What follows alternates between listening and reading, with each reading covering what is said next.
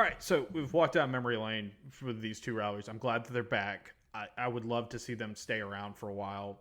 I know they're not going to, obviously because of the way the rotation is, but it's cool. It's like we get a classic SEC schedule. And I think the spots early in the season is so interesting. Let's start, Dan, with the Florida game. We've talked about it a ton.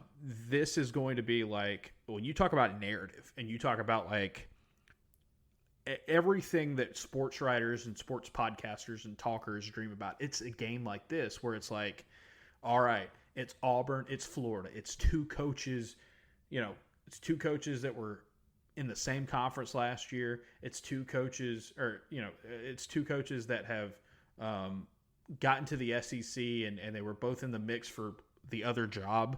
And it's two teams, once again, that have done things differently. That year one, right about in the mailbag.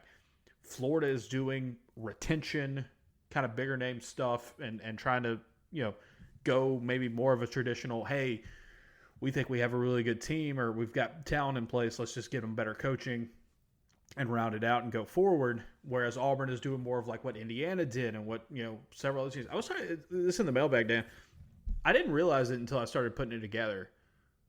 When you talk about Auburn trying to like do the Indiana thing, like the Indiana model this year by importing so much stuff from USF with Alex Golish.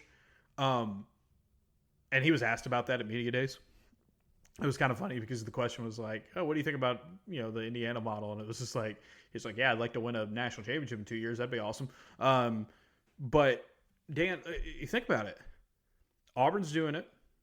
Where you're taking a step up and you're bringing a lot with you. Auburn's doing it. Oklahoma State's doing it with Eric Morris at North Texas. Your new guy, Bob Chesney, now at UCLA, is doing basically what Cignetti did from the same school with James Madison. He brought a lot with him to UCLA. And how about this one? This one's retained Nico.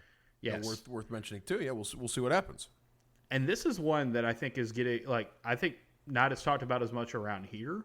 It's a big deal, obviously, because it's a big team, and it's not a group of five to power conference step up, but. Damn, Matt Campbell took like everything Iowa State had with him to Penn State. And it's like that's a really interesting like strategy to go with. And I think it's going to become more and more popular. But Auburn and Florida early on, I just from the narrative of Golish versus Sumrall, two coaches that I think are going to get compared to each other endlessly until one of them is no longer coaching at their respective school right now. And for it to be the SEC opener, and it's a night game, and it's like, it's when you talk about a tone setter, this is it. This is it. And it's such a fascinating game to open SEC play with for Auburn for so many different reasons. But just that Golish versus Sumrall head-to-head is just going to be something that is going to be talked about endlessly, and I think it should. I mean, it's a deserved narrative.